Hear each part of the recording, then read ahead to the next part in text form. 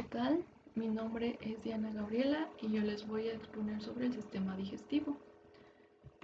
Aquí tenemos nuestra tabla de contenido y hoy veremos lo que es el desarrollo del intestino primitivo y el desarrollo del hígado y de las vías biliares. Aquí como primera instancia vamos a ver el desarrollo del intestino primitivo. Aquí como generalidades vamos a ver que el intestino primitivo va a desarrollarse a partir de la cuarta semana de gestación. Este intestino primitivo va a estar cerrado en su porción cefálica por esta membranita que es la membrana bucofaringea y en su porción caudal va a estar cerrado por lo que es la membrana cloacal.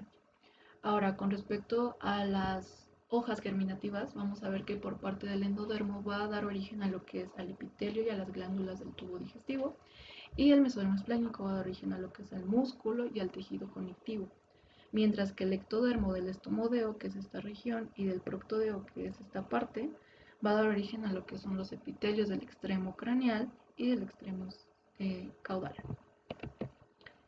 Ahora, por parte del intestino primitivo va a haber segmentaciones, es decir, que a su vez este intestino primitivo se va a dividir. Estas divisiones son el intestino anterior, el intestino medio y el intestino posterior.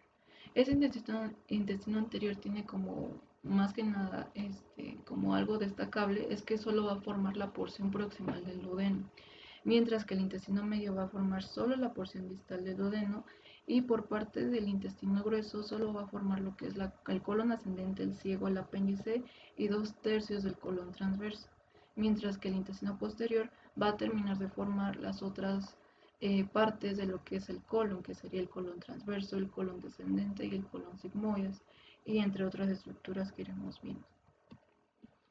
Ahora, por parte de la irrigación del intestino primitivo, vamos a ver esta gran arteria que corresponde a la aorta dorsal. Esta aorta dorsal va a tener las siguientes ramas, que es el tronco celíaco, la arteria mesentérica superior y la arteria mesentérica inferior. Este tronco celíaco va a irrigar a lo que es al intestino anterior, el intestino medio va a irrigar a la arteria, va a ser irrigado por la arteria mesentérica superior y el intestino posterior va a ser irrigado por la arteria mesentérica inferior. Antes de comenzar con lo que son ya los desarrollos de cada estructura, vamos a ver estos conceptos que es obliteración y recanalización. La obliteración ocurre debido, aquí tenemos nuestra luz intestinal, esta obliteración va a ocurrir porque hay una proliferación celular, es decir, que hay muchas células que crecen mucho. Crecen tanto o se producen, hay tanta división celular que llegan a ocluir la luz intestinal. Posteriormente se van a formar centros de apoptosis, es decir, se van a formar estas vacuolas gracias a la apoptosis, dando origen otra vez a la luz intestinal. A este proceso se le conoce como recanalización. Ahora, por parte del desarrollo del esófago, vamos a ver que su desarrollo comienza a partir de la cuarta semana de gestación. Aquí vamos a ver que está separado de la tráquea debido a la formación de este tabique traqueoesofágico.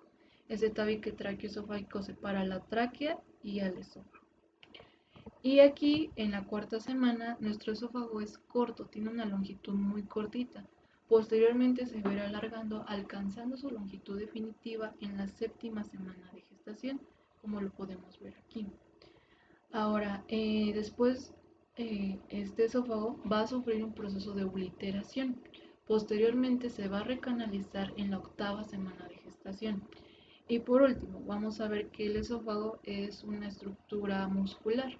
Entonces aquí el esófago va a tener dos tipos de músculo, músculo estriado y músculo liso.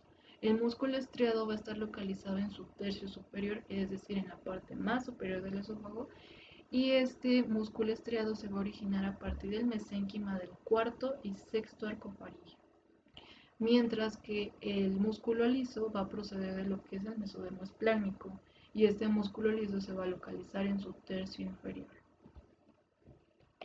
Ahora, por parte del desarrollo del estómago, su desarrollo comienza a partir de la cuarta semana de gestación, a partir del intestino primitivo anterior, al igual que el esófago, y aquí vamos a ver que en esta cuarta semana va a aparecer esta pequeña dilatación fusiforme.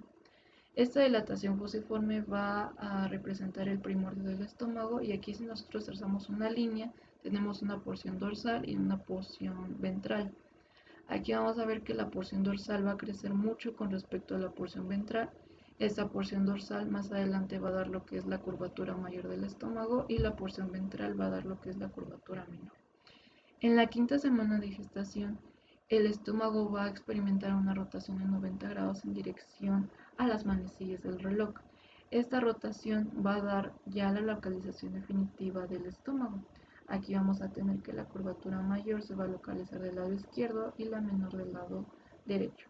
Mientras que el cardias, que es como la primera porción del estómago, va a tener una localización cefálica y el píloro una localización caudal.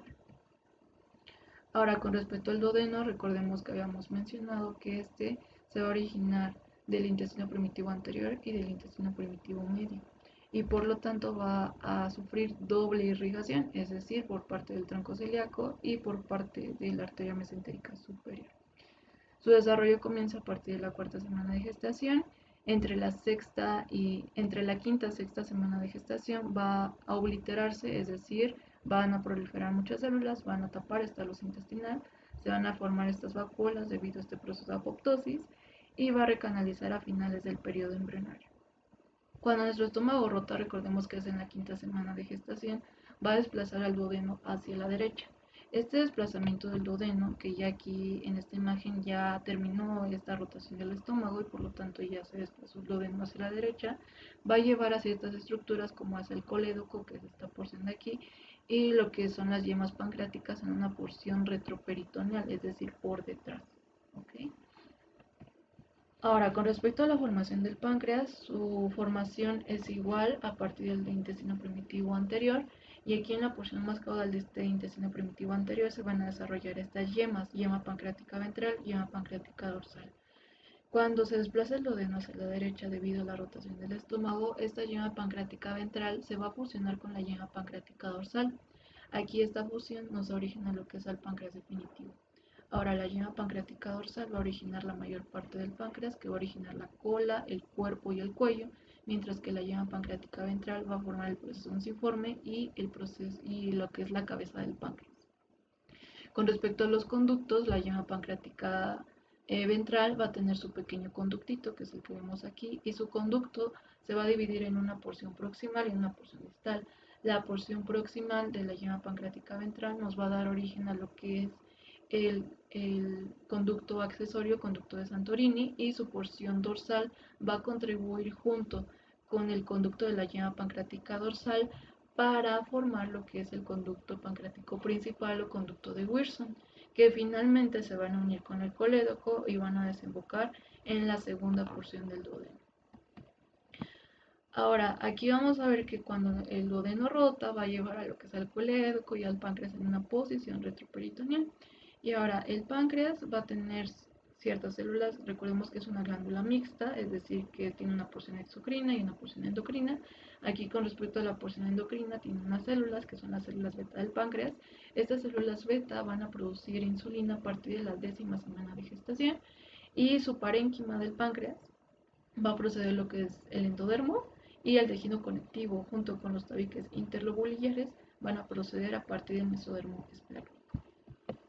Ahora, con respecto al desarrollo del vaso, su desarrollo comienza a partir de la 5ª semana de gestación y aquí en el mesenterio dorsal, que es esta parte como en azul, vamos a ver una aparición de células mesenquimatosas. Esas células mesenquimatosas se van a juntar y van a formar lo que es el vaso. El vaso va a tener una función hematopoyética, que es meramente la producción de células sanguíneas. Y aquí lo que es el vaso, en lo que es la vida fetal, va a tener una forma lobular, va a tener muchos lobulitos. Posteriormente, en el nacimiento, este vaso se va a empezar a hacer liso. Entonces, cuando el estómago rota, va a llevar a lo que es el vaso también a su posición definitiva, como lo podemos ver acá. Aquí el vaso va a tener unos medios de fijación, que es por medio de este ligamento, que es el ligamento espleno gástrico, y aquí vamos a tener el ligamento espleno renal, y también va a estar sostenido mediante el ligamento espleno pancreático. Ahora vamos a ver lo que es el desarrollo del intestino medio. Este va a estar en comunicación con este tallo vitelino o conducto onfalomesentérico, y este es muy importante ya que aquí es donde se van a alojar las asas intestinales para su posterior desarrollo. El desarrollo de todo este intestino medio va a comenzar a finales de la cuarta semana de gestación.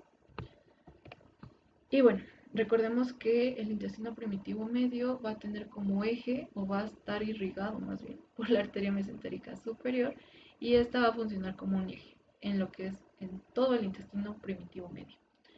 Aquí este eje va a servir para como delimitar lo que es la rama cefálica, que es toda esta que corresponde al intestino primitivo medio, y la rama caudal, que de igual manera corresponde al intestino primitivo medio. Aquí en esta rama caudal va a haber una protrusión que va a formar lo que es el divertículo cecal, que es esta masita que vemos aquí. Ahora, como el hígado crece mucho, más o menos entre la quinta y la sexta semana de gestación va a crecer muchísimo el hígado, al igual que los riñones van a empezar a crecer, van a abarcar toda la cavidad abdominal prácticamente. Entonces, no le van a dejar espacio suficiente a las asas intestinales para poder desarrollarse, para poder crecer. Entonces, estas asas intestinales lo que hacen, recuerden de que está en comunicación con el tallo vitelino, conducto onfalomesentérico. Entonces, para poder desarrollarse, empiezan a hacerse hacia adelante, o sea, empiezan a protruirse hacia el tallo vitelino para formar lo que es la herniación umbilical fisiológica, y esto ocurre en la sexta semana de gestación.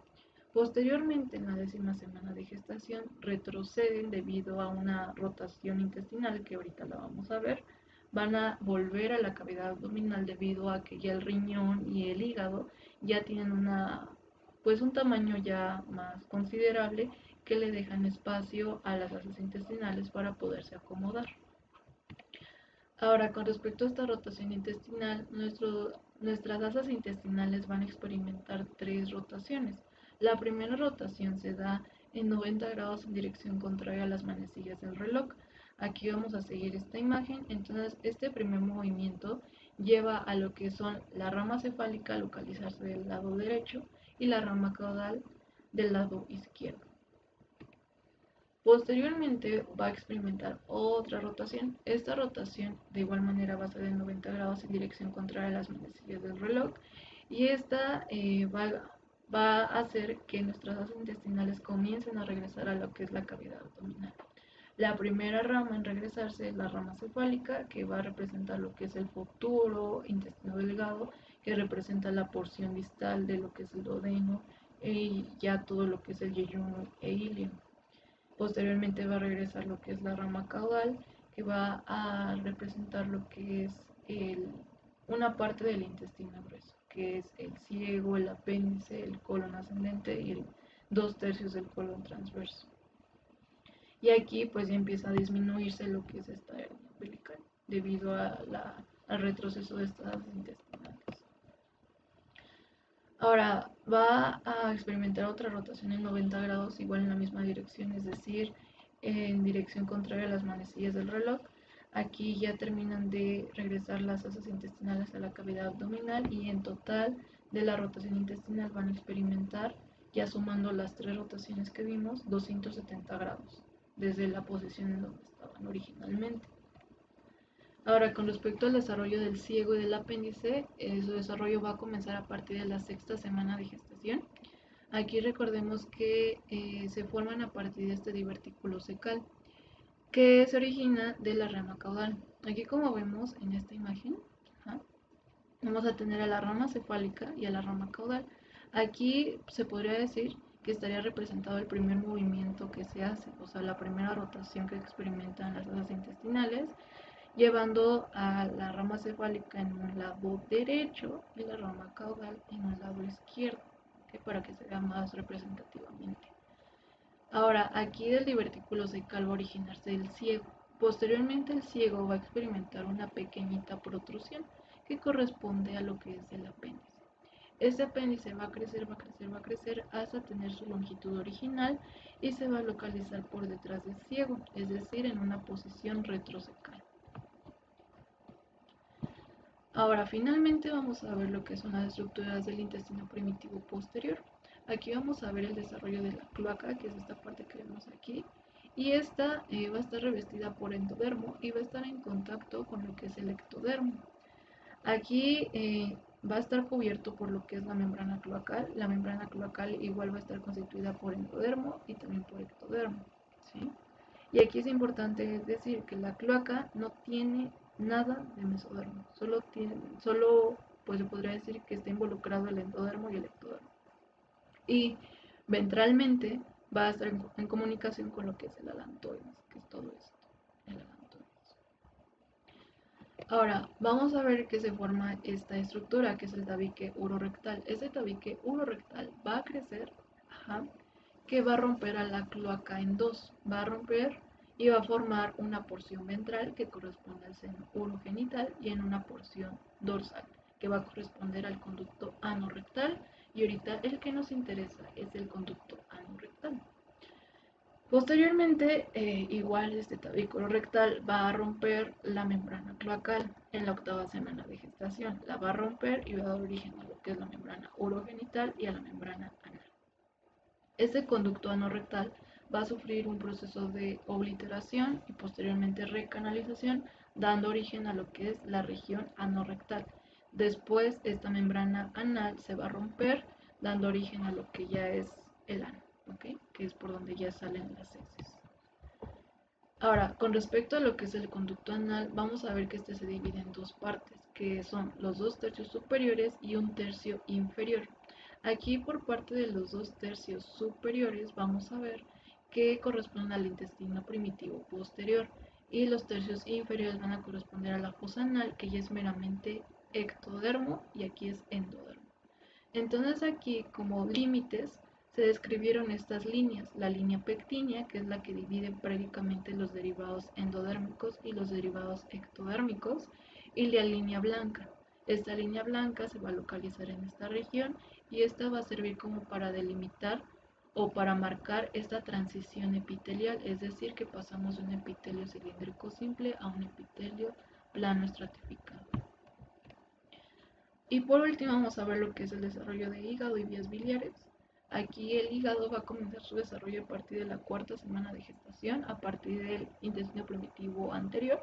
Aquí en este intestino primitivo anterior se forma este divertículo hepático, este que vemos acá, y se va a dividir en dos partes. En una parte craneal que corresponde a la yema hepática, que posteriormente este está como indicado para formar lo que es el hígado, en una porción caudal que va a tener lo que es la yema vesicular, que va a formar nuestra futura vesícula biliar.